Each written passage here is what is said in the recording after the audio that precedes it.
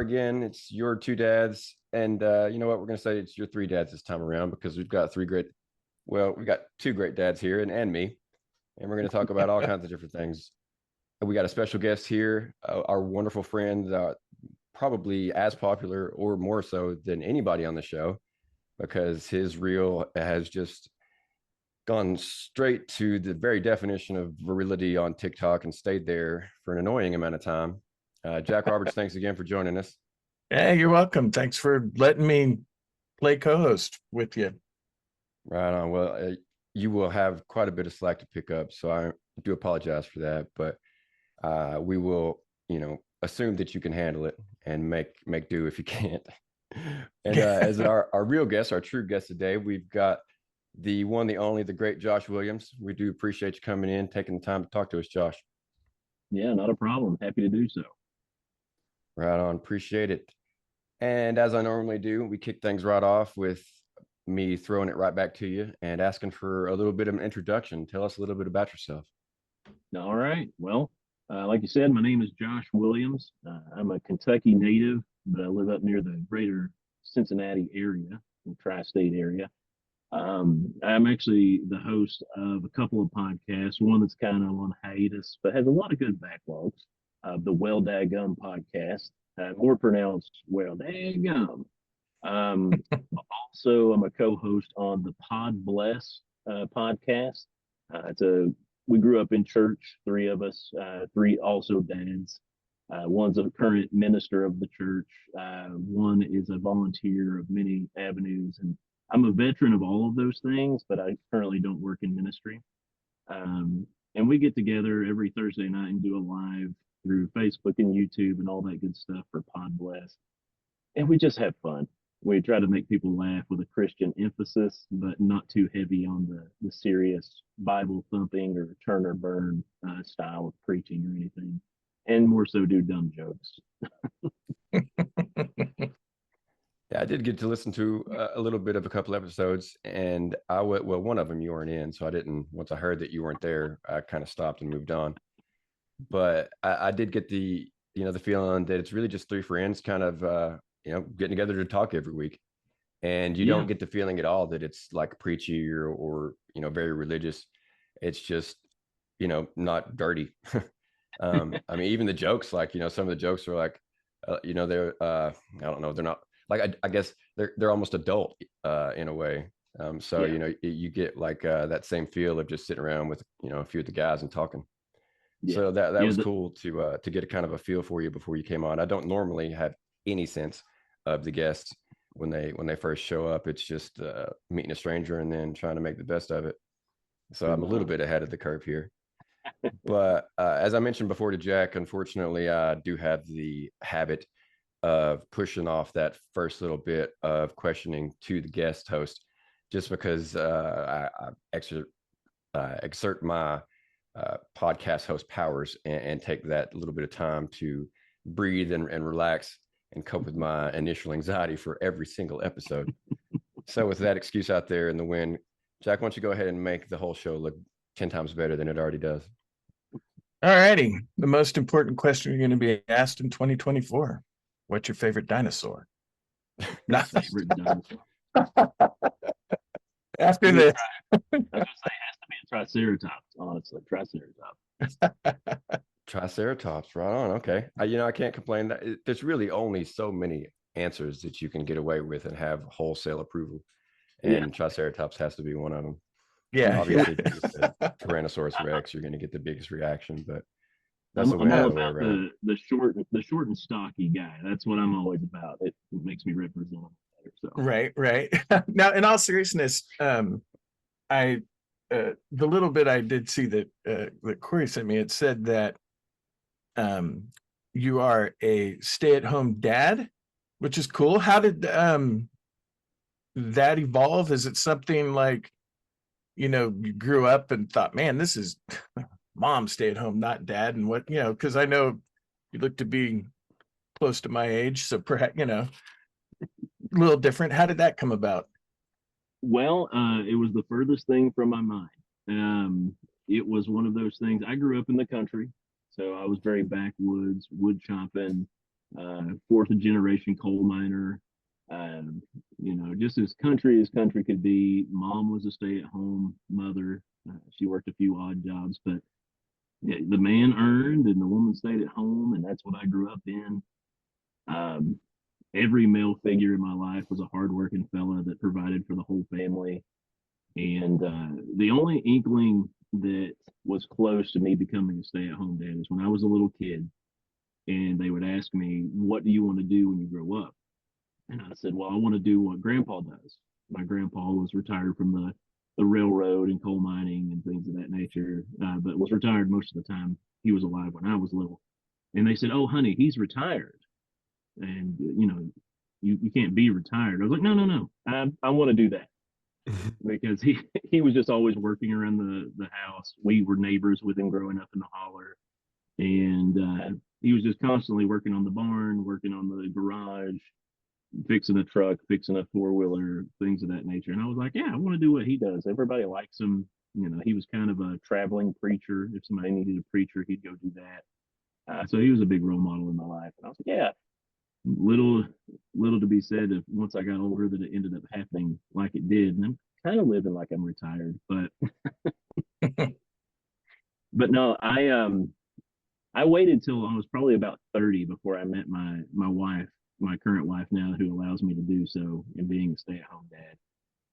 And when I moved to the greater Cincinnati area from Eastern Kentucky, I met my wife within the first 2 weeks of moving up here, just trying something new, trying a new job, a new field of work, working for a university, being a pencil pusher, desk jockey guy.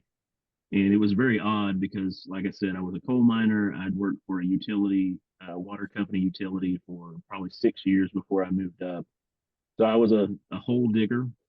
I was out all hours of the day and night digging holes, running excavators, uh, just you name it, I did it. And yeah, it was odd to go behind a desk. But in meeting my wife and my girlfriend at the time, she was in the medical field, and she was looking for a good Christian man. And when I came up, I was that. I grew up in ministry. I did youth work, and I did music and music ministry, I guess you'd say.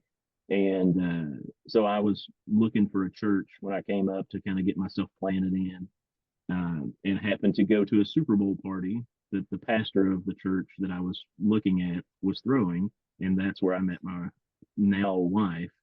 And threw a couple of jokes around with her, asked her out on a date. We ended up going out that week, and about almost 10 years later, here we are. It's That's how it goes. Cool. Yeah, I too am a hole digger. It's just mine are figuratively. And then you have to dig yourself back out again. That's right. That was my first quasi dad joke. Just that out there. The first of hopefully many to come. I did get a couple of jokes pre-planned just in case. And they're not necessarily dad jokes because I kind of tend more toward just general funny all around. But hopefully they bring a chuckle, if nothing else.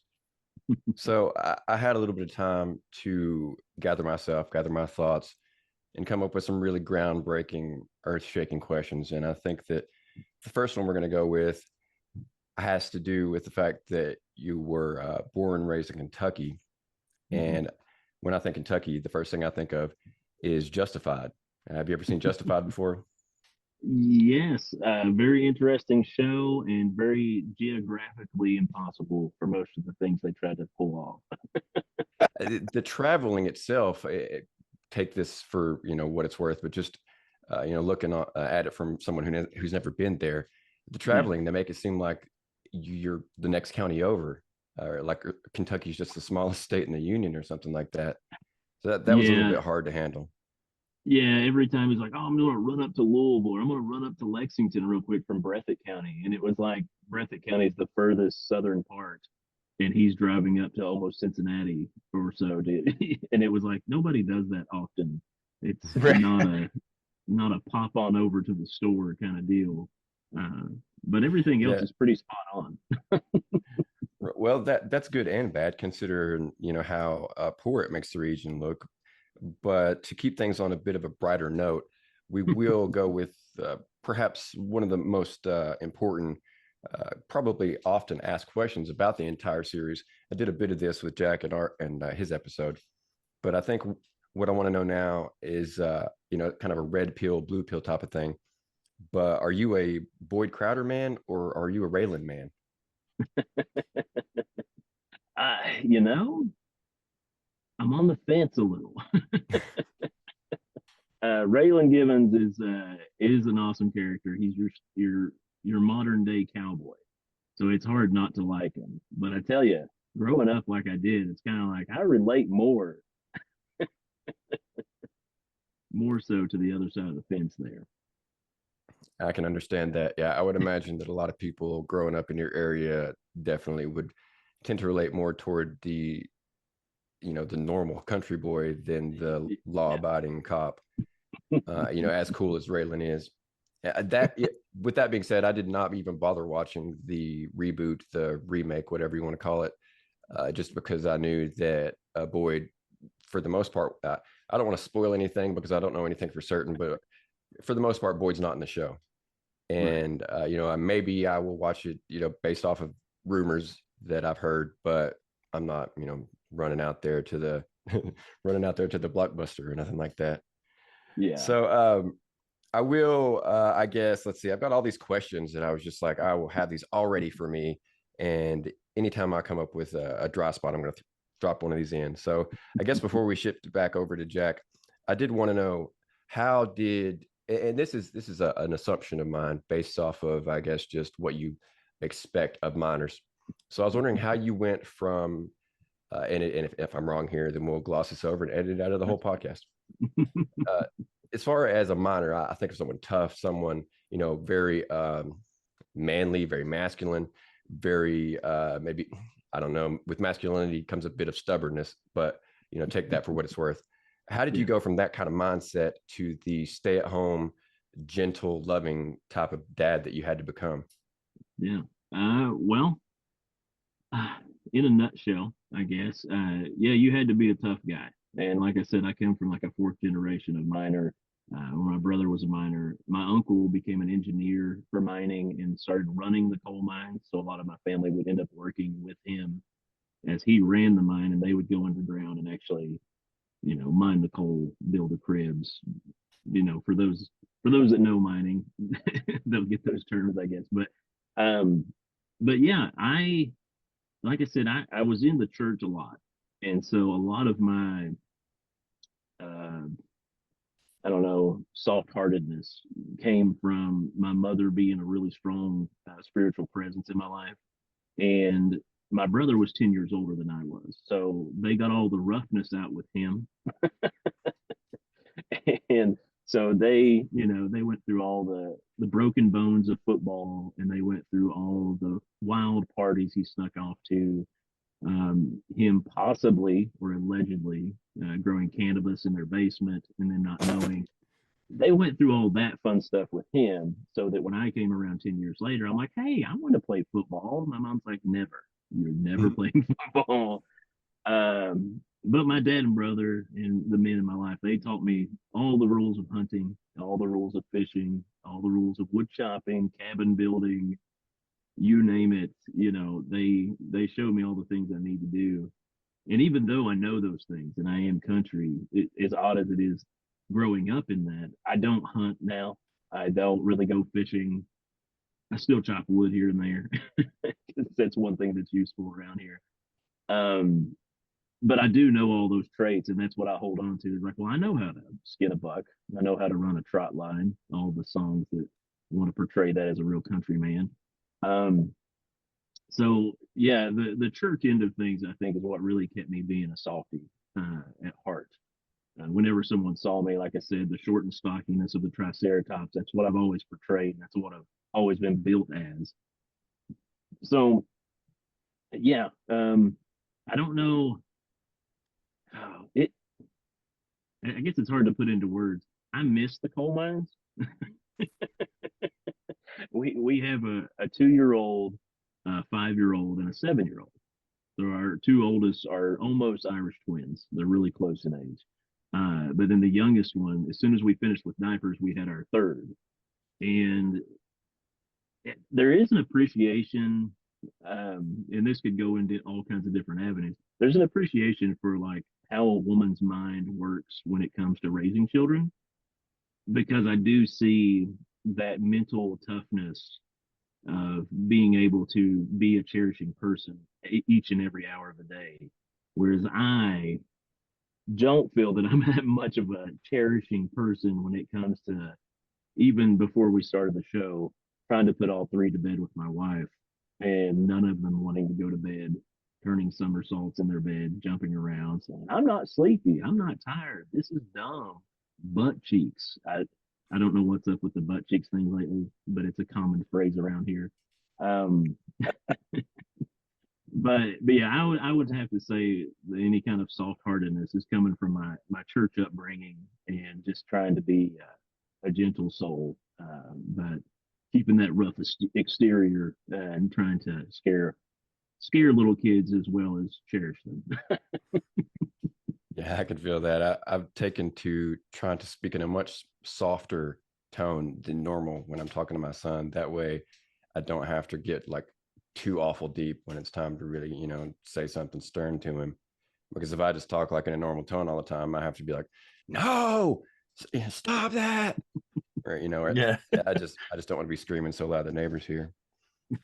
So anyways, that pretty well answered my question. And before I get too deeply into anything that, as will often happen, anything that popped into my head while you were talking, I wanted to kick it back to Jack and see if he had any cool questions percolating in his mind. Well, you said that you were in music ministry in terms of church. So were you like a worship leader? Were you in the backup band?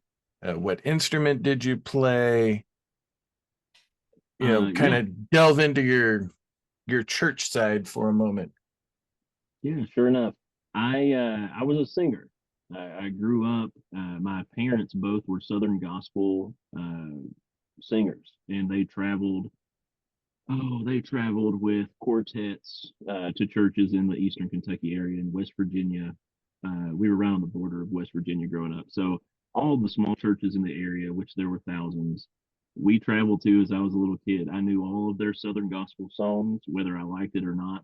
I would be playing with my cars in the dirt, singing God knows what Southern gospel hit that the Gaithers were proud of that year.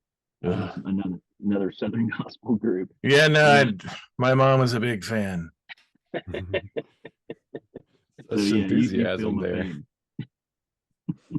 Yeah. In our house, we were allowed to listen to Christian music, Neil Diamond, because my mom loved her some Neil Diamond.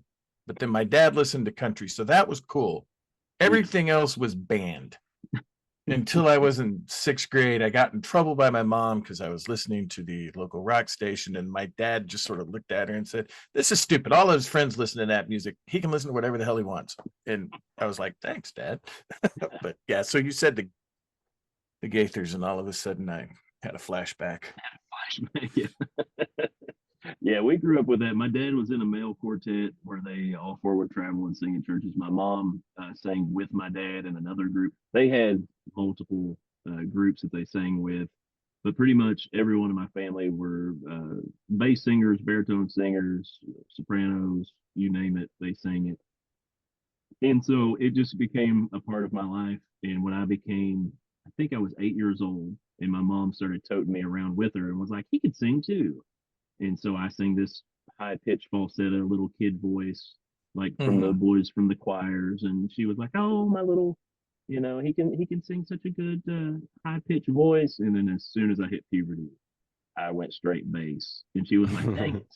And and so then I actually joined a quartet myself when I was 16, and it was 3 other young guys who were all 4th generation Southern gospel singers from our area.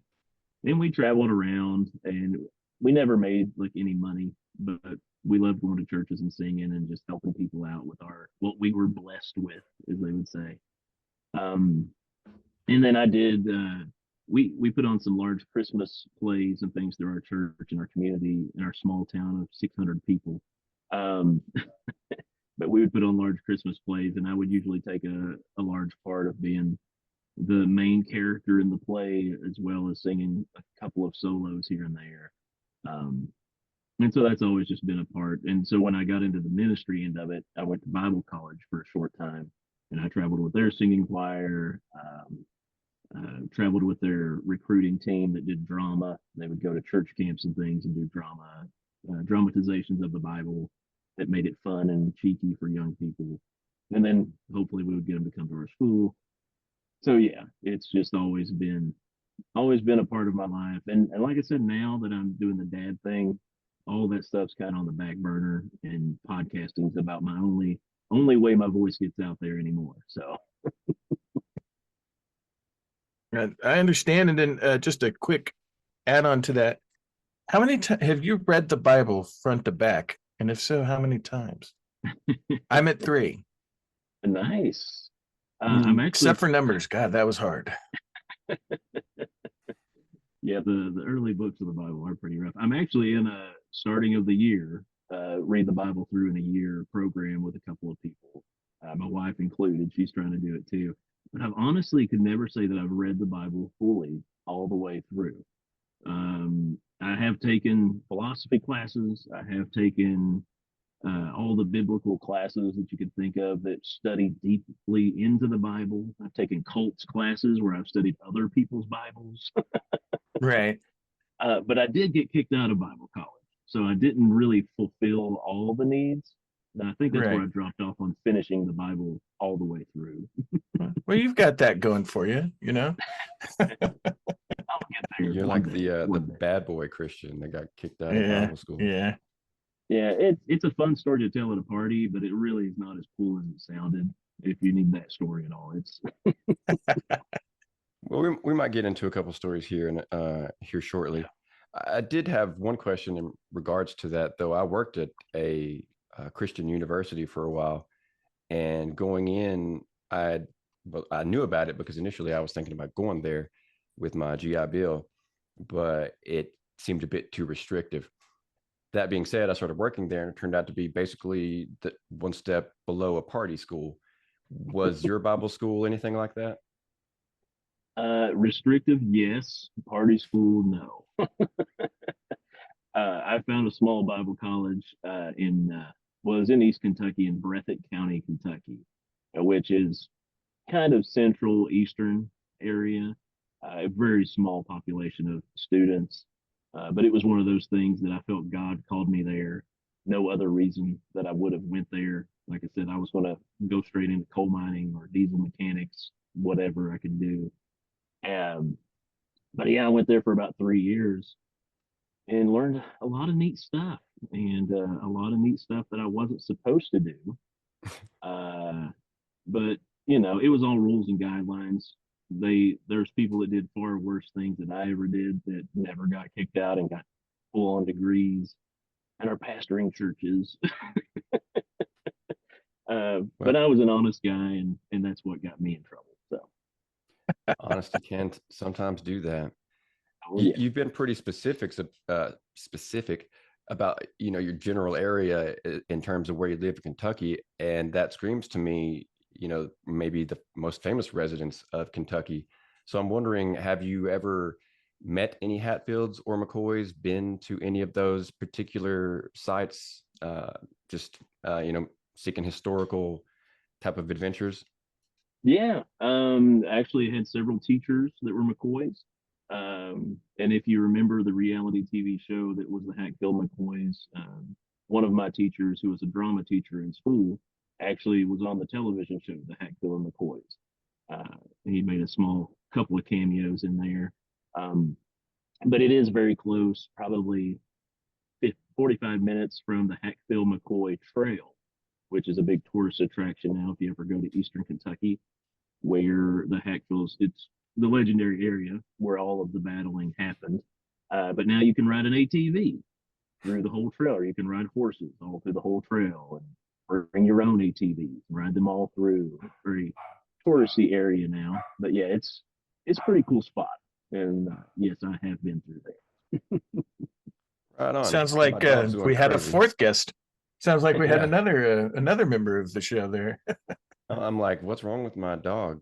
Like, she's terrible. It more than likely it was a truck driving by.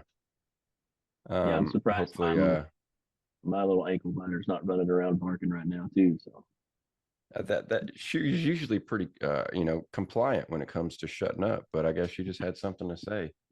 My Hopefully it's ankle like- biter's being quiet, and my opposite of an ankle biter is also being quiet at the moment. And if he starts barking, we will have to pause for a moment and then pick up again.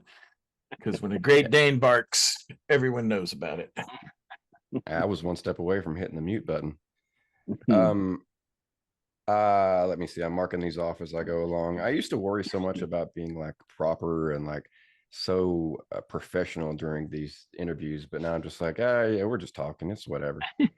So, okay. So here's one. You've got three children. You had them all relatively close together. Any particular reason why you had three? Are you going to push for four? I mean, I could take you down a long road of that. My wife and I both went through a lot of relationships throughout up till we were around our 30 or early 30s. Never found anybody that stuck. I always had a mom that was like, "You never settle for less than perfect," and I was like, "Well, okay." So no relationship ever worked out. It was always she was too much this or she was too much that, and I would find some way to get them to break up with me. Um, so when my wife and I met, we had both just had our fill of all the nonsense that was out there, and we were ready to settle down, and we were ready to make a family. So when we started, we had maybe a year off, possibly around 2015. So we got married. We had our alone time for that little period of time, and it was like, okay, we're not doing anything to stop it, so let's see what happens. And our first pregnancy actually ended up in a miscarriage early on. Uh, Weird pain that I've never felt in my life. I've been through a lot of different things, and that was we didn't tell anyone. We didn't tell her mom, my mom, or her dad, or my dad, and we were just like, yeah, we're gonna wait till whatever the holiday was, Christmas or something, the big get together, and be like, we're pregnant, yeah, and then we lost the baby, and the 8 week to 9 week mark of when most people would have miscarriage, and it was so defeating.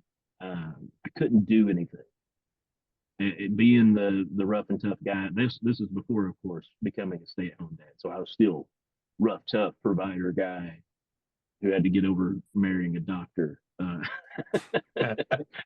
made way more money. But yeah, I just wanted to do something for her, and she just told me, "There's nothing you can do." And I was crying and just heartbroken. I went out to cut the grass because it was the only thing I could control at that moment. So I go out and I'm cutting the grass, and I just fall down to my knees and push the mower away and just sob to my knees, and kind of crying out to God a little bit, and just like, why, man, this sucks, this is horrible. And so after going through that, we realized the next time we're pregnant, we're talking to more people because we don't want to go through that alone if that happens again. And through our church, we found out there was tons of people that also went through miscarriages. It's a very common thing. It gave us a good support group to talk to people of how they dealt with things and how we could deal. So then, as we started, we had our first, and it was like, all right. She was a family of 4 kids. She had 3 brothers and sisters. I had the one, but I was totally fine with whatever she wanted to do. And then it was like, let's go ahead and keep going. We're not getting any younger. And we had the second, and then we got pregnant again right after that, pretty soon after, and had another miscarriage. Oh, wow. More Oh, earlier on, not a full term thing or anything like that. But this time we were much more prepared for it, and so we handled it a lot better. when you, not to interrupt, but when you say prepared, do you just mean emotionally you had been through it, or you like had ideas that maybe it was going to happen again? No real ideas that it was going to happen, but just emotionally prepared. Yeah. That first one around, we were excited. We're like, oh, we're going to tell people and then be all like, congratulations. And then we never got to do that. And then we had to deal with this loss of this person, not thing, sorry.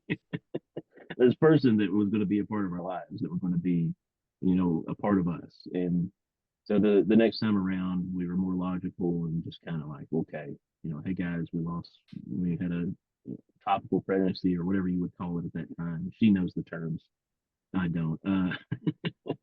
But then after that, we had the third, and the ceiling deal that made us stop at 3 is that she became, what's the term for it, when she became the diabetic thing, where you can become diabetic while you're pregnant. The words are slipping my mind. That's what my wife had. Yeah.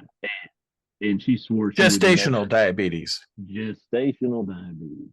And that's when my wife said, I'm never doing this again. I mean, good success rate, but at the same time, enough tragedy that I don't blame you at all.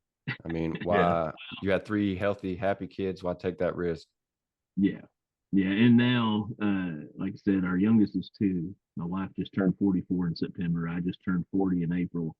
And it was like, yeah, we're done. So she was like, you need to get in there and do your job. And I did, and got the snip, and was happy with it. I was no fear, no dread of like, but I'll never be able to make a kid again. I'm like, okay. No big That's deal actually on kind of mine. liberating in a way. Yeah. No, it really is. Yeah. Did it happen to you too? Yeah. I got snipped when I was like 31 or something. I'm finding out that this is a much more common thing than maybe, the public would think. You are not the only dads I've heard say this. Well, one dad said he undid it, but he had done it, in the first place. So no, I'm not going to have it undone. That being sliced open down there once was plenty for me. I don't want to have to reverse that situation. But I wasn't going to ask what the recovery was like. It was like a weekend. Yeah. So maybe a week, regardless of the time apart between when you both had it, it was about the same. Yeah, I did it like a Thursday and took Friday off and was back to work on Monday and was basically fine. Oh God, I'd have been like, no, it still hurts. I'm going to need another week. Well, the trick is when you're going in, you tell them you're nervous and they'll prescribe you like one Valium, just like one all by itself in the whole pill bottle. And they're like, here you go. And I'm like, yeah, all right. Well, the funny thing definitely wouldn't have to lie. The funny thing about mine is like, I'm a nervous joker. So anytime I get nervous at all, I'll just kind of start telling jokes or making jokes of something. And so I'm in there and I'm pretty chill from the Valium and I'm hanging out with the doc. And then I just start like telling him jokes as he's down there. He's down there like taking care of business. And I'm just like, so knock, knock, and I was talking about the podcast maybe or something. And I started telling something really funny and he started chuckling and I started laughing. And then I said, I shouldn't be making you laugh, should I? And he's like, no, it's probably not a good idea. And I'm like, okay, I'm going to shut up from now on. You do your thing and I'll just be up here being quiet. But yeah, it wasn't a bad experience at all. Had to wear a jock strap for about a week. But other than that, got to sit around with some frozen peas on my crotch and watch some TV. So yeah. And it's so much better than what, the ladies have to go through after a hysterectomy. So I was just going to say, I've heard it was a lot easier process than what the women go through. Yeah. I had a friend call me up one time, was like, hey, can you run me to the doc real quick? I'm like, oh, what's going on? I'm getting a vasectomy. It's going to be about 30 minutes. I just need to drop me off, hang out for 30 minutes, and then take me back home. I'm like, okay. Pretty simple stuff. You would think something like that would be like an hours long process, like just because you got to be so careful. And that has been the ball surgery segment of Your Two Dads. Yeah, we like to have a little bit of testicular talk every now and again. I'm glad we got that out of the way. It's been so long since either one of us spoke that I forgot who talked last. But did you have any questions there, Jack?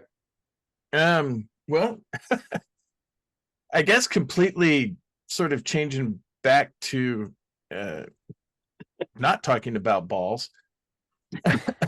So how does, as a coal miner, is it like as gnarly and as bad as it sort of looks like on TV and movies? And I mean, I know there's obviously a lot of danger involved because something goes wrong and the earth is falling on you. But I mean, is it as, sort of as bad as it makes it look on TV, and is it Well, that dirty? it's much dirtier. It is dangerous, but honestly, for the price they pay you versus the cost of risk, because when it comes to blue collar, I mean, you're looking at the fishermen out there that are dealing with all the crazy waves and the things crashing around. Very dangerous job, crab fishermen stuff. It's dangerous, but you get paid for it. Is Right. coal mine same way? It's dangerous, but you get paid for it. And the advancements they have now with the technology, you're running things from a control board, like, however many yards back from the actual mining machine. When used to, you have to sit there and like, you're watching this the drum with big spikes on it cutting into the earth under the ground, and you're running it that way. And now, they run miners through a remote control that has a cord going to it, and you're just digging away pretty far back. And they have, safety precautions that they have to go through just like anybody else. Still dangerous. People still do die. In the past 10 years, I know just in the West Virginia, Kentucky area, we've had deaths reported on the national news. But they've shut down so many coal mines in the East Kentucky area. And now there's a federal prison that's went in the place of the coal mine that a lot of people worked at, including myself. And now most miners have switched over to doing that. And I would even argue that the toll that working at the prison as a guard takes is far more than the risk that you took going underground and the roof collapsing on you. The mental state that I see from family members and friends of watching caged people, that it's federal, so it's pretty big deals. It's not just your average truck driver. It's big to dos, if you would. And yeah, I don't think it's near as dangerous as what some people make it out to be. But of course, I grew up with it. Now, if you go underground and you turn your mining light off, you can't see your fingers touching your eyeballs. Like, it is the darkest dark you'll ever find. Wow. So if you're any bit of claustrophobic or anything of that nature, probably not the job for you. Right. But yeah. Yeah, my mining experience is Minecraft, and I'm sure the two are slightly different. Just barely. Barely. A lot less squarey, I would imagine, in real life than. You'd be surprised. They do a grid system underground, and that's how they map it out. So everything is like cut straight, cut across. So it's all just a big giant thing of like waffling. So you'll have a giant chunk of earth that's there, right, and then corridors that go straight in every direction, like a checkerboard almost. But just every so many yards, there's another corridor. So that is strangely the most accurate part of Minecraft, the squares. Before God, there's so many questions that I could have asked, but we try to keep these a little bit on the digestible side, closer to an hour. I did, though, have something cross my mind when you were talking about how dark it was. I personally might take this for what it's worth. Believe it or not, not trying to convince you of anything. I may or may not be going through a bit of a haunting, or activity that is very reminiscent of what hauntings would appear to be. I'm not saying it's a ghost. I'm not saying I even believe in them necessarily. But I've had some weird stuff happen here just in the last couple of weeks or so. Moved into my grandma's house. She died 2 feet to my right. Her ex-boyfriend, I guess boyfriend when he died about 12 feet to my left. My neighbor died about 25 feet over that way. That being said, though, I immediately jumped into all the scary things about mines, and I was wondering, not necessarily have you seen any ghosts or anything like that, but did you ever have anything creepy happen to you while you were underground? No, I've never. I was just thinking about this the other day, even of just like my boy, my 7-year-old, the oldest. He was talking about how he was afraid. Oh, I'm afraid of what's under my bed, and I was like, "Well, there's nothing there." Like you have a suitcase under there for if we ever go somewhere. That's it. Like it's very there's no curtain drape over. I was like, there's nothing there. And then I started thinking, I said, when I was little, I did get scared. We had a tri-level house. So there was a floor, and then a floor, all kind of offset from each other. And if I was upstairs alone and it was dark through the house, I told him, I said, here's the best method to not be scared anymore. And the thing that's going to protect you beyond anything. And I took a sheet and put it over his head. And I said, that protected me from everything I was afraid of. Like it was the best cure for all that stuff. Now there are people that I knew that had those things happen that would have a apparition or whatever they might have saw, because we do have a few asylums in Kentucky or close to the Louisville area, Lexington area, and now those are some of the most haunted places ever. There's And one much in like you, particular that I can't remember the name of, but that's like world famous.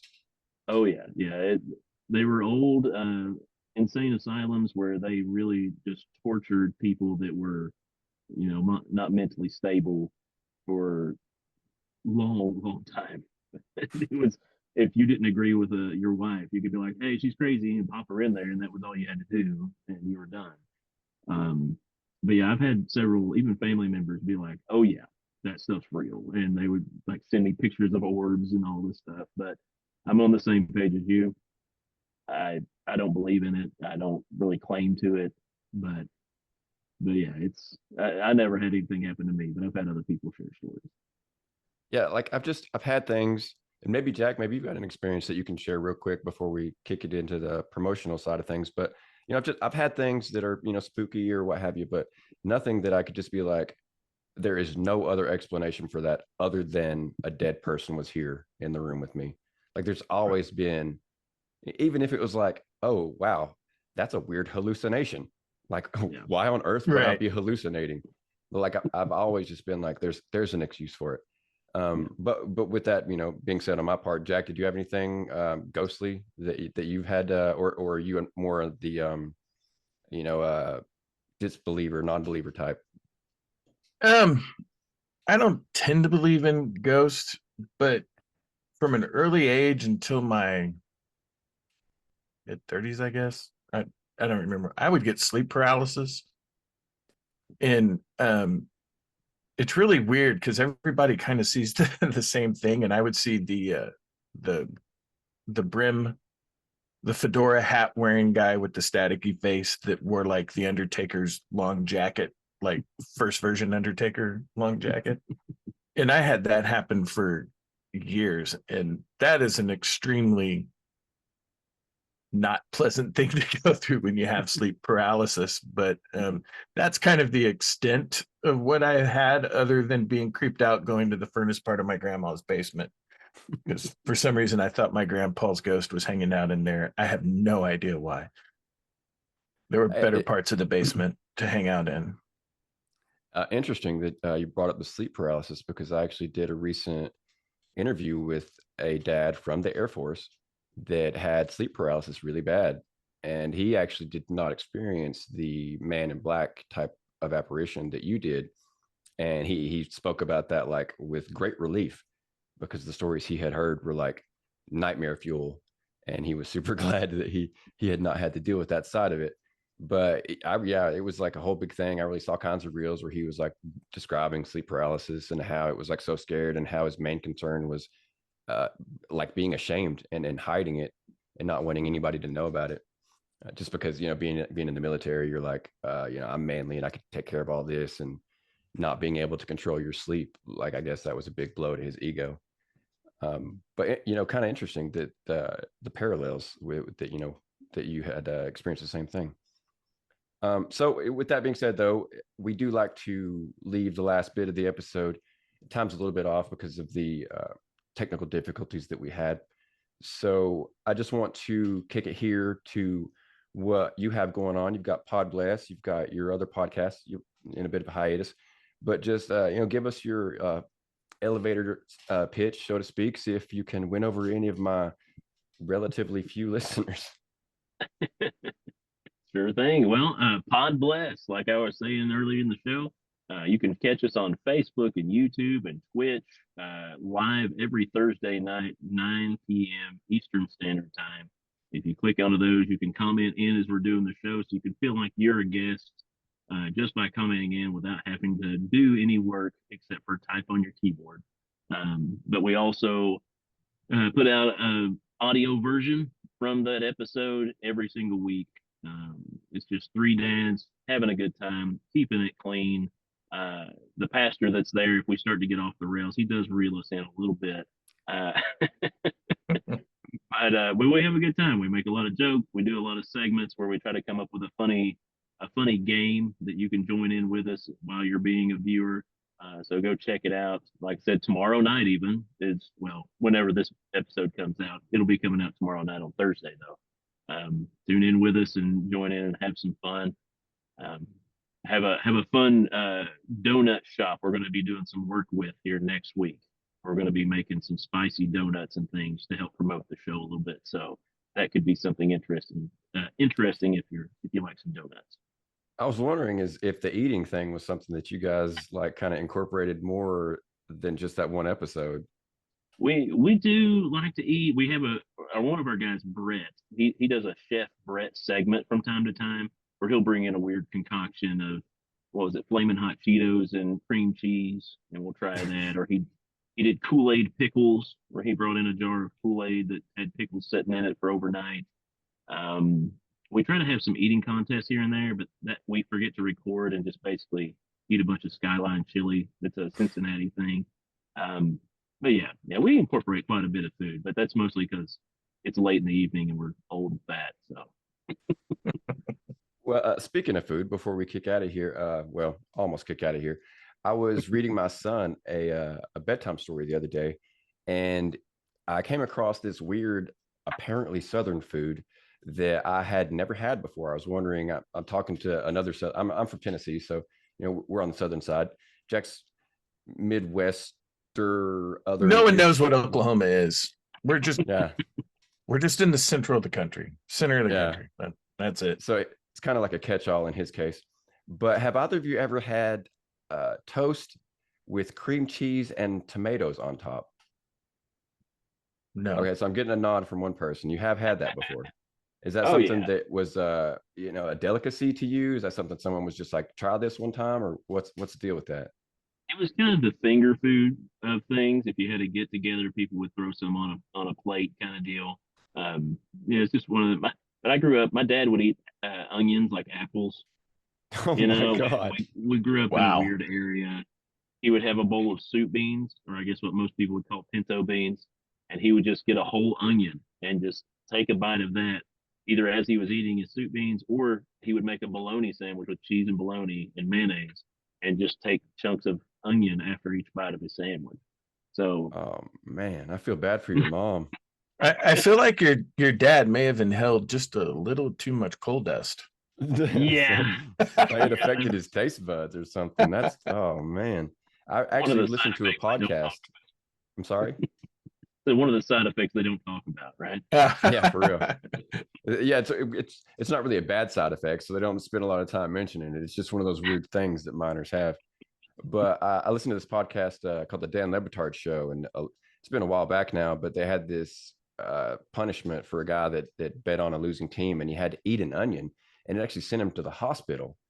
And so I was like, ever since then, I'm like, okay, this is not something that human beings are supposed to do, but I guess once you kind of get used to it, it's just one of those things you do. Yeah, very, very healing food, actually. It helps with a lot of congestion. We grew up putting slices of onions in our socks to the soles of our feet if you have congestion when you're laying down trying to go to sleep.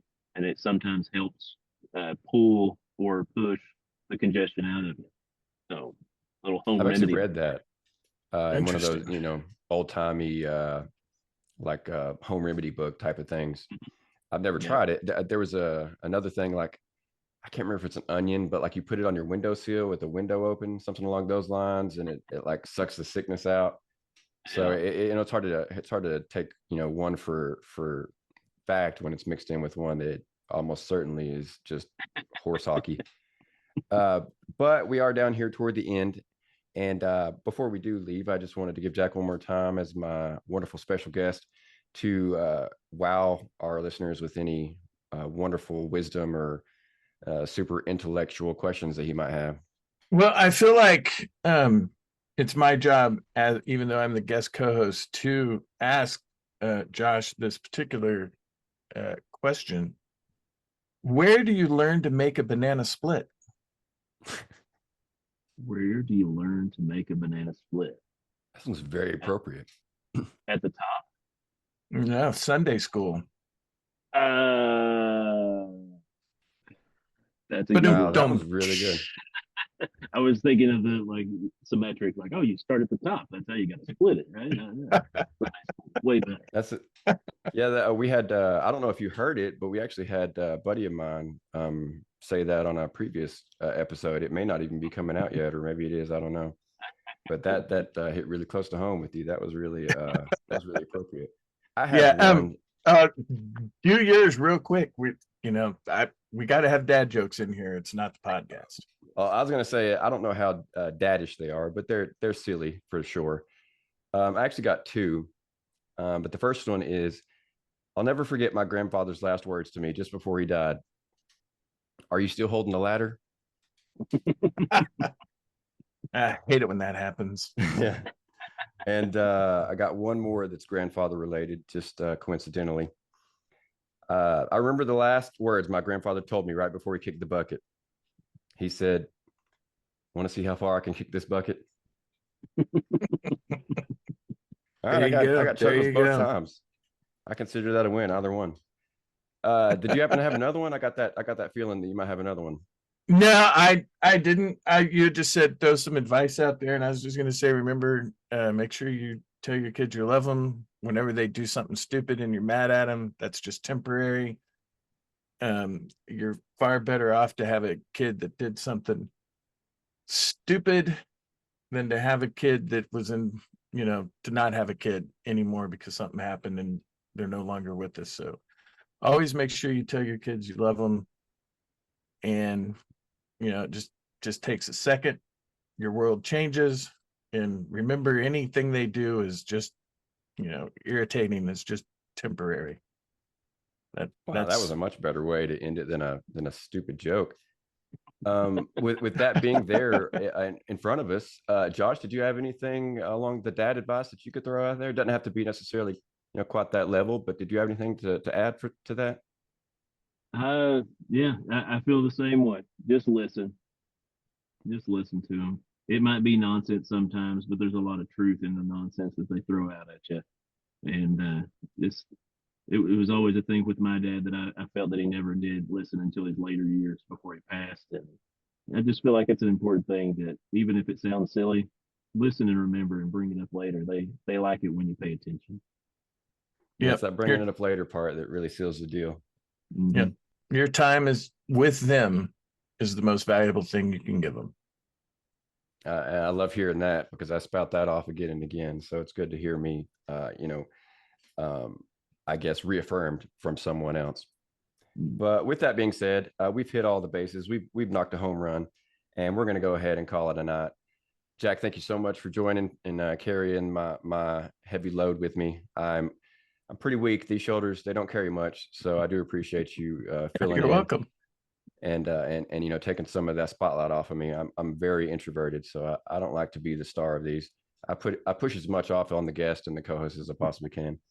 And with that being said, I apologize, Josh, but thank you so much for coming and also lifting that weight too.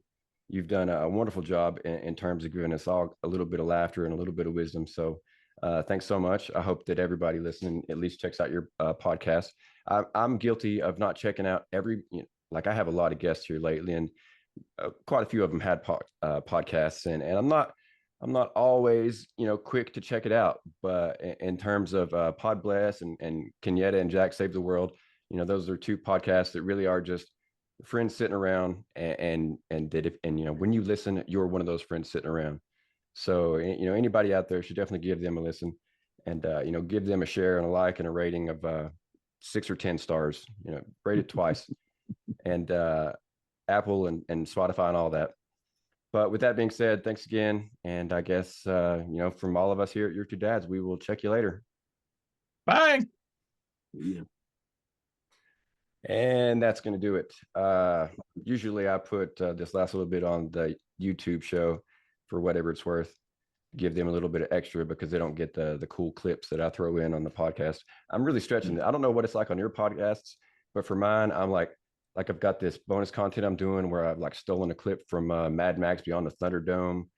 I'm like stealing entrance music for, like Darth Vader's in this dad tournament that I have. So I stole like the Imperial March, like 3 seconds of that. I'm sure I'm going to get fined or kicked off of the internet. But in terms of YouTube, all they get is just the music, the podcast, and then whatever else here we say at the Right. end. Yeah. We completely stole the theme music from the A-Team for our opening. So I mean, it's almost been a year and they haven't stopped us yet. So yeah, I mean, at least at the very least, I feel like if you're not out there like monetizing, what can they say? You're just borrowing. yeah. In fact, my podcast cost me money. I am not making anything. Yeah, that's the way it is with most of it. It's like I started out and I was like, this is gonna be something one day.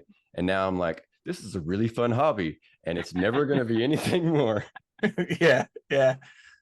But it's weird though, because like Kenyatta and I record every Thursday night, and we took December off. We kind of got ahead and did some stuff and took December off. And so my Thursday nights, I'm like wandering around the house, and my wife's like, "What's wrong?" And I'm like, I feel lost.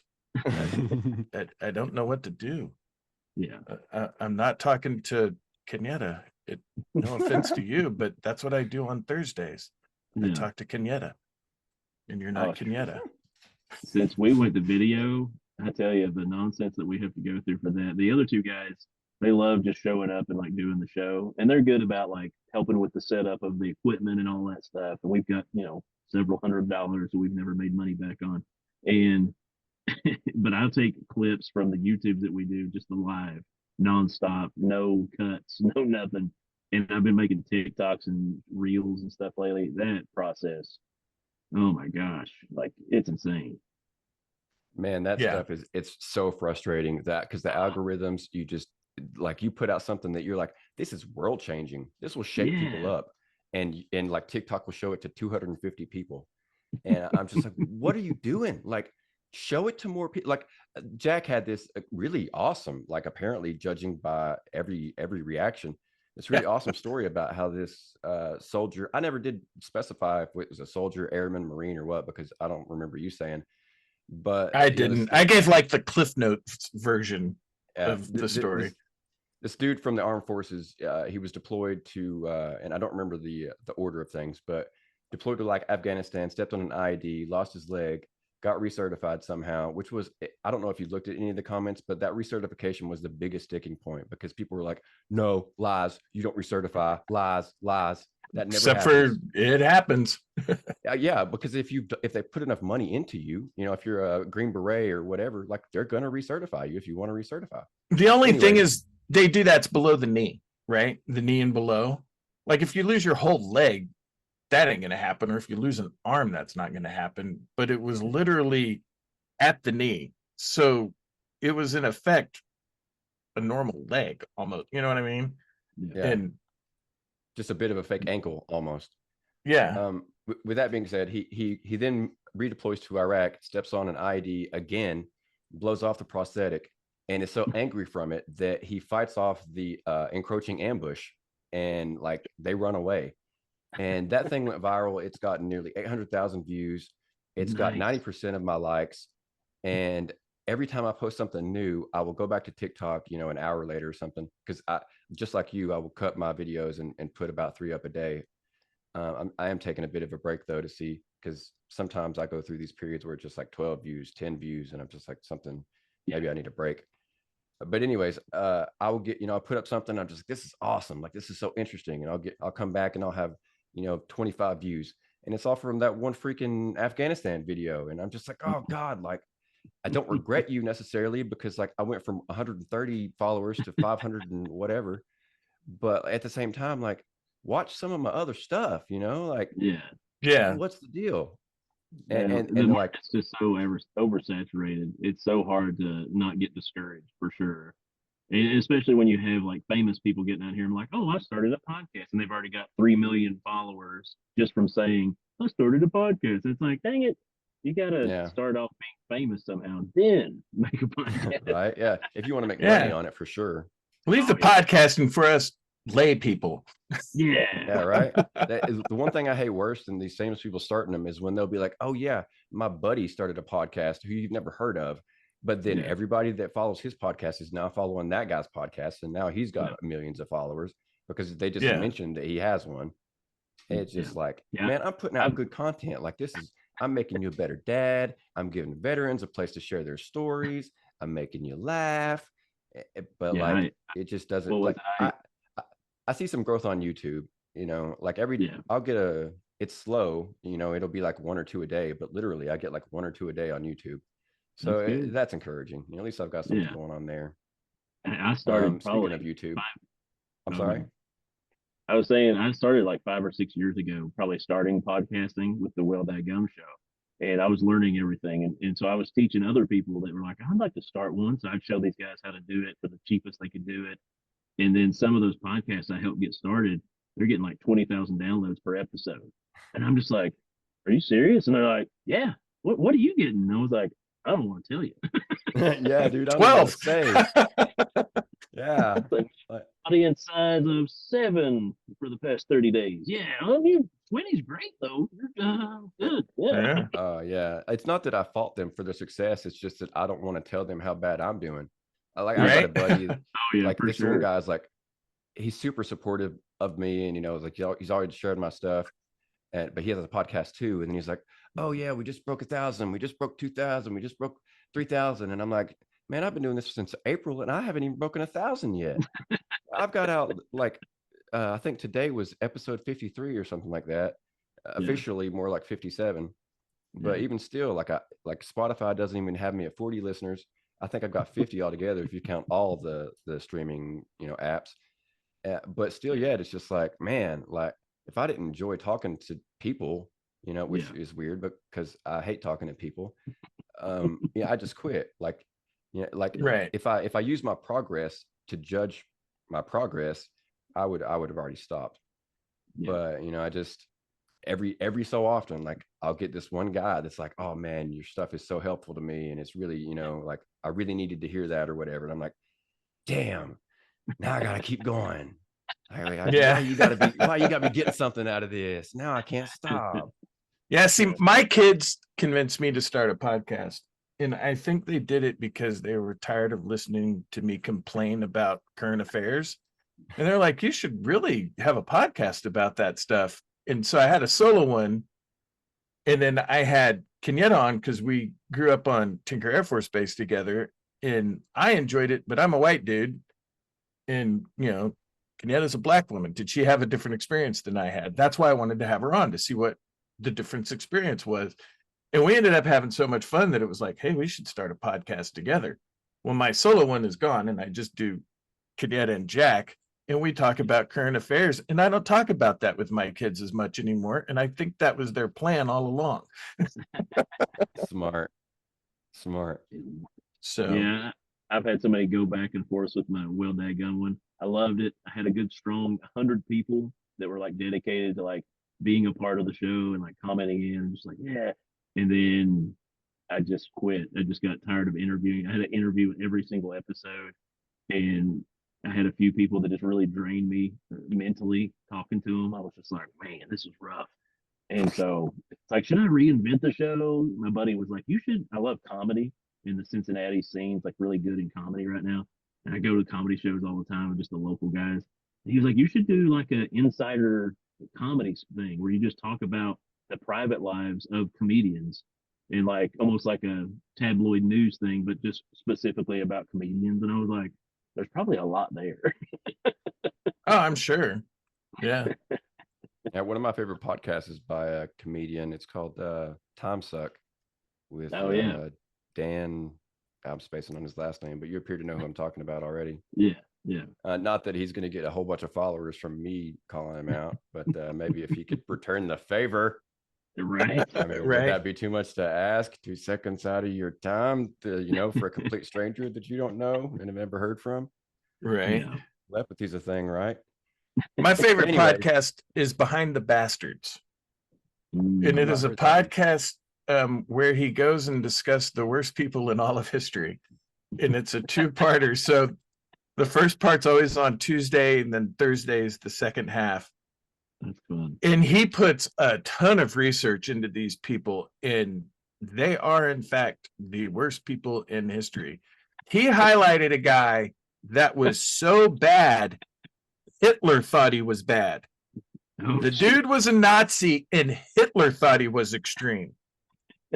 You Does it have have to really work to make Hitler think you're evil, right? Does I'm it looking have that up right now. a comedy bent to it at all, or is it It- like serious? It's serious, but there's a lot of funny stuff that they sort of say and laugh, but you're talking about such horrible stuff that you almost have to laugh at things that they talk about on there. Because otherwise it would just be too almost, too depressing.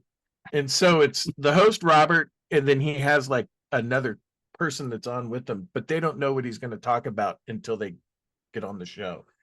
Oh, that's fun. And one of the most common phrases is, "It gets worse." Oh, it gets so much worse. I'll definitely have to check that one out. Right on.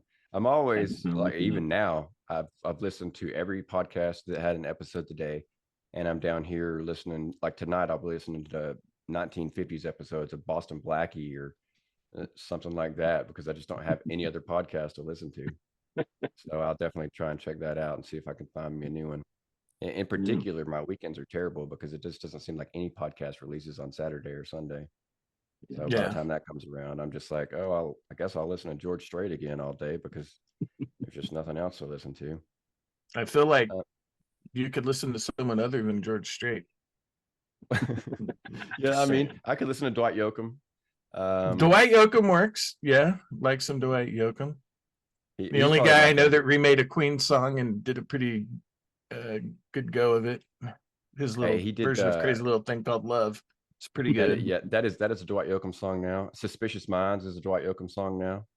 Yeah. Little There's Sister. I believe that was also an Elvis song. well, I don't love his version of that, but it is pretty good. Oh, Run Run Rudolph.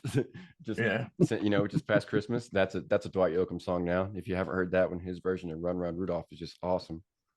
I don't do even Christmas know why music. I Yeah, used to don't- work in retail.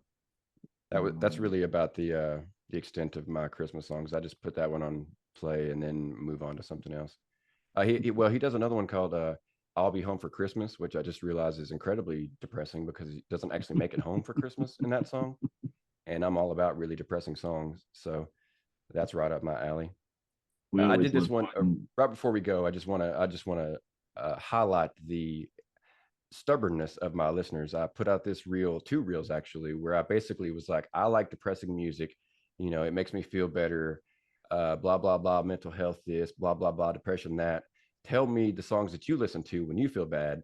And I got like so many views and so many listens across, not necessarily on TikTok because everybody cares about Afghanistan on there, but across the other socials, I got so many views, so many likes, and a single person gave me 4 songs that he actually listened to when he's sad. And I'm just like, why do I even bother asking for feedback? You people aren't Right. ever going to get feedback. Like it's like I joke that whatever I do, they like, but at the same time, like I'm asking you, so clearly you don't like being asked questions. Yeah, I'm no help. When I'm sad or depressed, I listen to The Cure, Disintegration, or 9 Inch Nails, The Downward Spiral. Well, I do That like is The Cure. I don't know if you can see. Oh no, it's on the opposite wall now. I like Joy Division.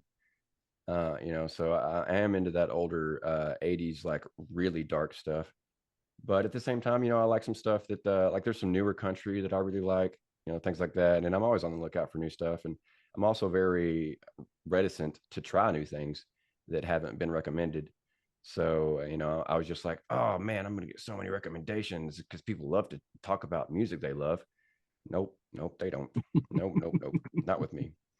Anyways, we've given the YouTube listeners quite a bit, maybe too much. They're greedy. They don't give me anything either. Actually, I take that back. They do give me more feedback than any other platform.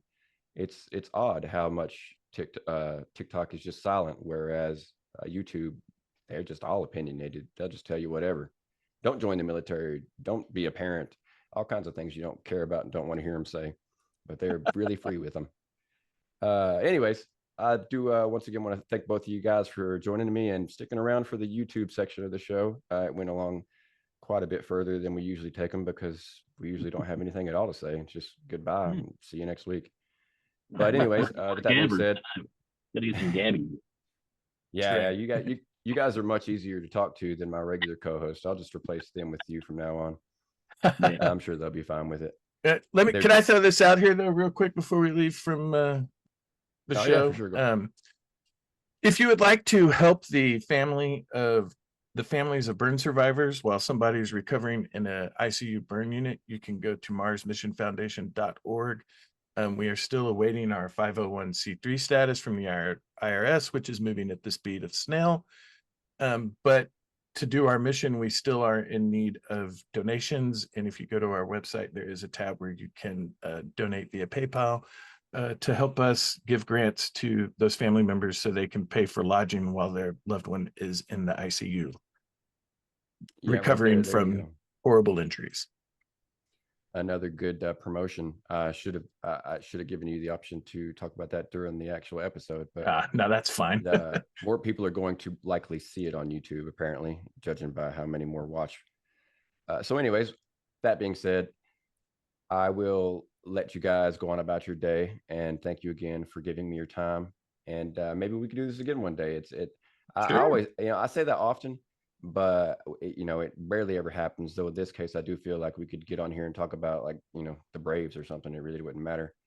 So if we all get bored one week and we don't got nothing to do, maybe we can get this together again. Sure, love to. But until that day, you both hopefully will have a good rest of your week and an awesome weekend. And keep on trucking. I'll talk to you guys later. All right, bye. See you guys.